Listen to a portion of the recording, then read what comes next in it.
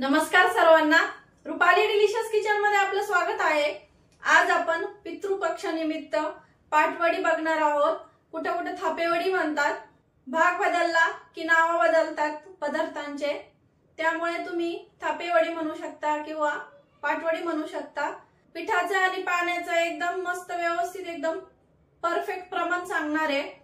तुमची थापेवडी ह्या प्रमाणामध्ये केली तर बिघडूच शकत नाही। तर मग चला आता साहित्य बघूया आणि रेसिपीला सुरुवात करूया। आणि रेसिपी आवडली तर व्हिडिओच्या शेवटी लाईक करायला विसरू नका। चॅनल वरती नवीन असाल तर सबस्क्राइब करायला विसरू नका आणि सबस्क्राइबच्या शेजारी जे बेल आयकॉनचं बटन असतं ते प्रेस करा, म्हणजे व्हिडिओ जेव्हा पोस्ट करेल तेव्हा तुमच्यापर्यंत पटकन माझा व्हिडिओ पोस्ट होईल। तर साहित्य घेतलं इथं 1 वाटी बेसन पीठ, कोथिंबीर मुठभर, 5 ते 6 हिरव्या मिरच्या मध्यम तिखट या, तुम्ही कमी अधिक करू शकता। 8 ते 10 लसणाच्या पाकळ्या, लसूण थोडा जास्त घ्यायचा म्हणजे अशी छान खमंग फोडणी देता येते आणि पाटवडी एकदम छान अशी मस्त आपली खमंग होते। कढीपत्त्याचे पानं घ्यायचे थोडीशी, जिरं, ओवा, हळद, चवीपुरतं मीठ आणि हिंग घेतलाय एव्हरेस्टचा।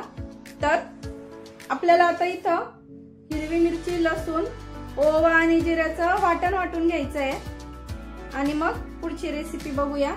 आणि आमच्याकडं घरगुती पद्धतीचे मसाले मिळतात, काळा मसाला, लाल मसाला, चहा मसाला, हळद पावडर, धना पावडर, एकदम पारंपरिक पद्धतीने आपण डंक्यावरून कुटून मसाले आणतो आणि एकदम नो कलर, नो प्रिझर्वेटिव्ह घरगुती पद्धतीमध्ये आपण मसाले बनवतो। त्यामुळे तुम्हाला ऑर्डर करायचे असेल तर मी स्क्रीनवर माझा नंबर देईल, तुम्ही ऑर्डर करू शकता। तर मग चला आता पुढची रेसिपी बघूया। वाटणामध्ये आपल्याला हिरव्या मिरच्या, पाव चमचा जिरं, 7 ते 8 लसणाच्या पाकळ्या, पाव चमचा आपल्याला इथं ओवा घ्यायचा आहे। आता आपल्याला हे बारीक वाटण वाटायचं आहे आणि पाणी न टाकता वाटायचं आहे आपल्याला हे वाटण। तर हे बघा असं वाटण वाटून घेतलंय मी। आता फोडणी देऊन घेऊया। कढई गरम करायला ठेवली आहे, कढई हलकीशी गरम झाली की 1 ते 1.5 पळी तेल टाकून घ्यायचं आहे। तेल तुम्ही कमी अधिक करू शकता। तेल गरम झालं की हिंग टाकून घ्यायचंय आपल्याला, चिमूटभर हिंग घेतलाय। डाळीचा पदार्थ असला की हिंग, ओवा शक्यतो वापरायचा म्हणजे पोटाला बाधत नाही। गॅस कमी ठेवायचा आहे फोडणीच्या टायमिंगला। आणि कढीपत्त्याची पानं छान तडतडली की आपण वाटून घेतलेलं वाटण टाकायचं आहे। आता हे वाटण छान परतून घ्यायचं आहे आपल्याला। मग वाटण छान खमंग असं आपण परतून घेऊया, म्हणजे वडी पण आपली छान खमंग होईल। आता बघू शकता वाटण आपलं छान असं खमंग परतलंय, हे बघा कच्चेपणा पूर्ण दूर झालाय। आता आपल्याला इथं पाव चमचा हळद टाकून घ्यायची आहे, हळद पण तेलावरती परतून घ्यायची। तर आपण आता इथं 1 वाटी बेसन पीठ घेतलंय, त्यासाठी आपल्याला 1.5 वाटी पाणी टाकून घ्यायचंय, 1 वाटी, आणि मिक्सरच्या भांड्यात थोडंसं पाणी टाकून ही अर्धी वाटी, म्हणजे एकूण आपल्याला 1.5 वाटी पाणी टाकायचंय इथं। आपल्याला पाण्याला छान उकळी येऊ द्यायची आहे। चवीपुरतं मीठ घेतलेलं हे टाकून घ्यायचं इथं। आता आपल्याला पाण्याला छान उकळी येऊ द्यायची आहे आणि आपण वैरून म्हणजे एकदम पारंपरिक पद्धतीची पाटवडी करणार आहे, त्यामुळे आपण वैरून करणार आहे। कोणी कोणी खाली पीठ मिक्स करून, पाण्यामध्ये पीठ मिक्स करून आणि मग तशी करतात, आपण वैरून करणार आहे। हे एकदम अशी पारंपरिक पद्धतीची रेसिपी आहे, त्यामुळे आपण वैरून करणार आहे। अजिबात गाठी वगैरे काही होत नाही, मी सांगते त्याप्रमाणे तुम्ही कराल तर अजिबात गाठी होणार नाही। आता पाण्याला उकळी येऊ द्यायची आहे, पाण्याला तर उकळी आली आहे छान।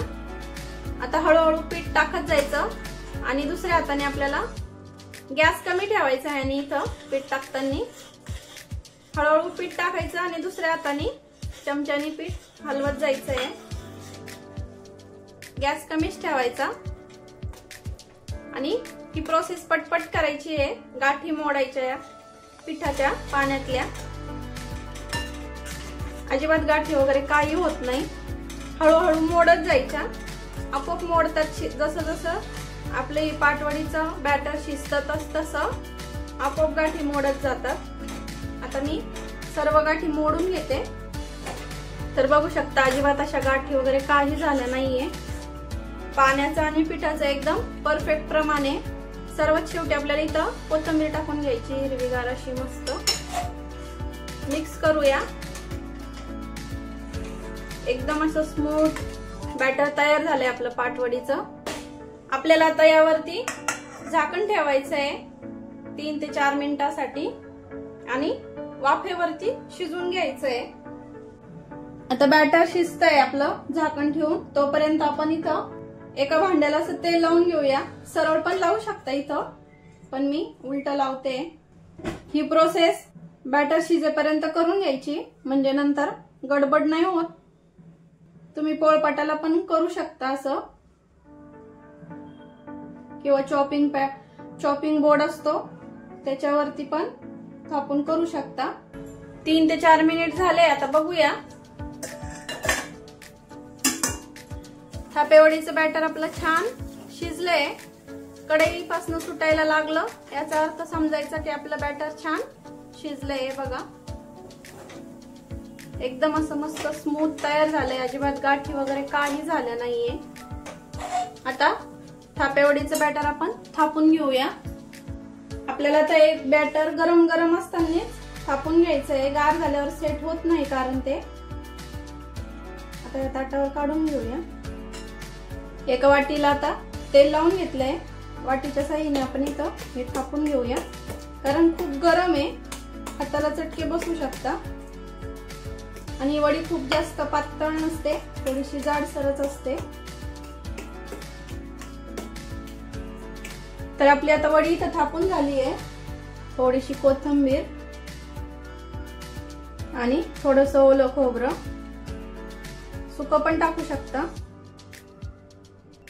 आता आपल्याला पुन्हा थोडंसं याला थापून घ्यायचंय, म्हणजे हे वडीपासून असं सुटणार नाही, सेट होईल छान.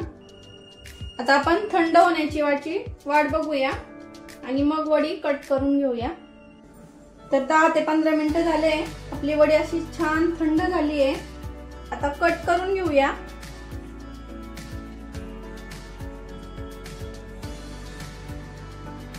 तर इथं मी डायमंड शेप मध्ये कट करते, शंकरपाळ्याच्या आकारामध्ये. तुम्हाला हव्या त्या आकारामध्ये तुम्ही इथं कट करू शकता. तर हे बघा एवढी छान झाली आहे ना, एकदम मस्त. आणि खूप जास्त पातळ ठेवायची नाही, एवढी अशी जाडसर ठेवायची, म्हणजे खायला पण छान लागते. आता सर्व करून घेऊया. तर आपली अशी खमंग आणि एकदम परफेक्ट प्रमाणासहित इथं पाटवडी तयार झालेली आहे. तर ह्या पितृपक्षामध्ये तुम्ही अशी मस्त परफेक्ट प्रमाणातली पाटवडी करून बघा आणि मला कमेंट मध्ये सांगा कशी झाली तुमची पाटवडी. ते एकदम तुम्हाला पारंपरिक पद्धतीची रेसिपी दाखवली मी ही. कशी वाटली रेसिपी तुम्हाला कमेंट मध्ये सांगायला विसरू नका. आणि आता रेसिपी तर आवडलीच असेल तुम्हाला, त्यामुळे लाईक करा. तर आपली अशी खमंग पाटवडी इथं खाण्यासाठी तयार आहे. तर तुम्हाला रेसिपी आवडली असेल तर लाईक, शेअर, सबस्क्राईब करायला विसरू नका. रेसिपी नक्की ट्राय करा, कारण घरचं जेवण हे खरंच स्वादिष्ट असतं. अशाच नवीन छान छान रेसिपी सोबत पुन्हा भेटूया. तोपर्यंत बाय बाय.